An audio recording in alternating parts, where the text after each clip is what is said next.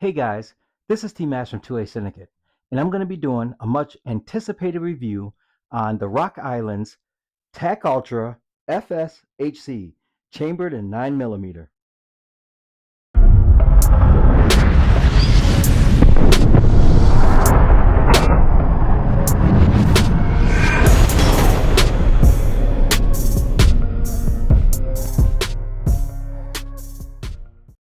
Okay, guys, before we get started, we're going to take a closer look at this TAC Ultra. There's three different models of this. One of them does not have the rail on the bottom where you can attach the light, and the other one is a Pro model, believe it or not, that they have of this as well. Now, before we get started, let me make sure for YouTube preferences that this thing is clear. As you can see, there's nothing there. I'm going to lock the slide back. Lock the slide back. I can see you. You could see me. There's nothing in the chamber. And then I'm going to point it in a safe direction, pull the trigger, and there we go. Now, before we get started with this, first and foremost, like I said, there's three different models of this guy. Um, this model that I have, this is my personal model. I actually had my Optic machined in by a company that is in my area. So I love to spend money with my local companies, and a company by the name of Mod Zero Gunworks did this slide work for me. As you could see up close, it's milled to it. I really feel like getting a optic milled to your firearm is way more, I would say, substantial to me and a lot more secure because there's no plate in the middle of it to where it can move a lot on you and this and that. If you find a good company that can do that, that would mill your optic to that, I always recommend that over getting plates. If you're going to get it milled, getting plates and stuff like that, because they will mill it specifically to your slide. Now, with that being said, all Rock Islands do not come like this. I had this milled in by Mod Zero, but let's get started with this and let's go over a few things that I really like about it and a few things that could be some problems to a few people. So let's go over to the bench. Okay, now that we're at the bench, the first thing I want to look at is the actual weight of this firearm. It is a very heavy firearm, and I want to show you guys so you could see how heavy this firearm is. So if I go ahead and put it on my scale, it taps out at 3 pounds, 3 pounds, 3 ounces. That's pretty heavy for a firearm. It is a two-piece construction. It has a steel frame and also the steel slide, so that's what makes it heavy. But with it being that heavy, it also reduces recoil. Secondly, we're going to go ahead and check what this trigger pulls at so you guys can see this live and see exactly where this trigger's pulling at, so you'll have that info as well. So that was a little high at about 5.5 pounds. Go a little bit lower. Reset this baby. Try to get a nice pull on this trigger here. Okay, that looks like it pulled at about 4.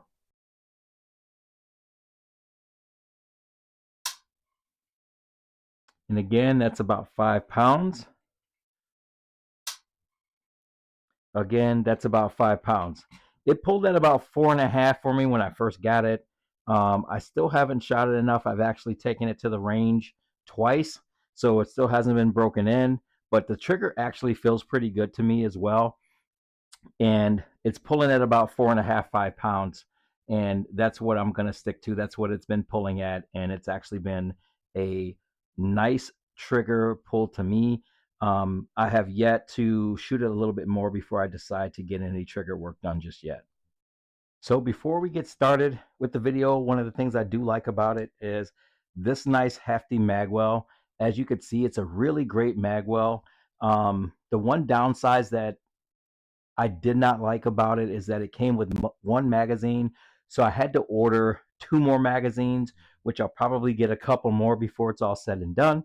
But it was a real easy process. I noticed a lot of people on YouTube are saying that it's really hard to get magazines for this guy, but it's been actually pretty easy for me to do that.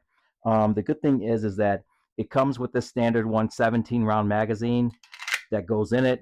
And as you can see, obviously there's nothing in it, but it's an easy insert and an easy ejection. Here with the mag release is on the right side. It does not have an ambi mag release. It does have an ambi safety though. As I pull this out and I pull that slide back, it does have an ambi safety. The ambi safety does feel really good, really solid. I know when I first bought my Springfield Prodigy, the ambi safety didn't feel as solid as this one does, and this one is actually cheaper than the Prodigy that I had. But um, again, the magazine goes right in, comes out pretty easy with the magazine release. This is the new one. So with the new one, I'm going to let you guys know at the bottom of the screen. I'm going to leave that into you, the comments column of what I ordered, exactly what I got. So if any one of you guys pick this up, you'll know where to get that from. And they actually were pretty affordable. So that is the one that I ordered. It has the exact same functions. If I pull this, the slide back, it will lock. I know that there were some people in some occasions saying that they bought magazines and it did not lock back. This does lock back, and it locks back every time, even after firing on the range. Okay. Slide this forward. I'll show you the one that it comes with. The exact same deal. So I've had no issues with the new magazines whatsoever. They are Met Gear magazines that I got. Again, I will leave it in the comment section for you below so that you guys that get this TAC Ultra will know exactly where to order it from and exactly what model to order for yourself. All right, guys, pro tip. At the very beginning, I told you that I got my slide milled. One of the things that you'll see on this one is that I got it with the Holosun 407K. The reason why I got the K and I didn't get a bigger optic is because I did not want it protruding off the slide. I wanted it to fit. People always say this or that about smaller windows, but at the end of the day, if it doesn't have an optic in it, you're looking at the iron sights anyway. So a smaller window shouldn't mean anything to someone who's used to looking at iron sights. It still has a really nice, crisp and clean red dot on it. And with it being the Holosun 407K, that's the footprint that it would fit. There's a couple other ones in that footprint that you can get, but Holosun is a optic that I like, and I feel like you can't go wrong with that. So guys, without further ado, let's get to some shooting.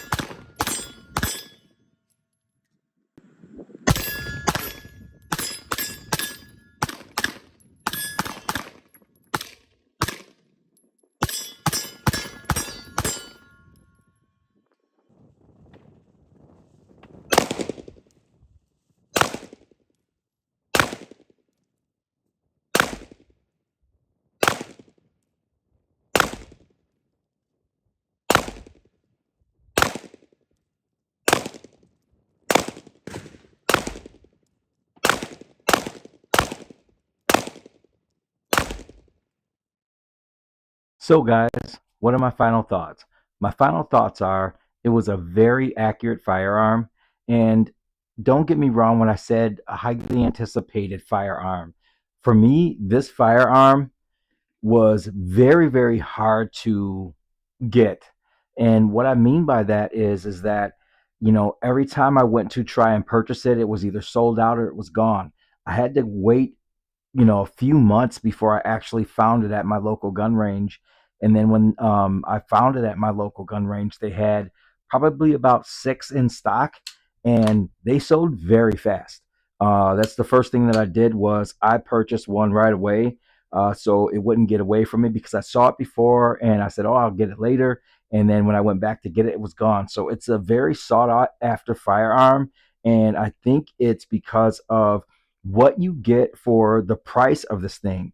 Granted, what I did say was it's a little heavy for a firearm. A lot of people, at 3.3 pounds, a lot of people may think it's a little bit too heavy. It's very heavy. It's something that you probably don't want to carry.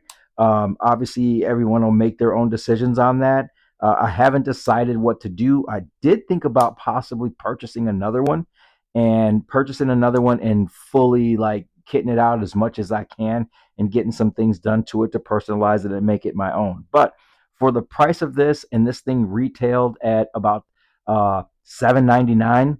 At $7.99, I'm actually very impressed with it.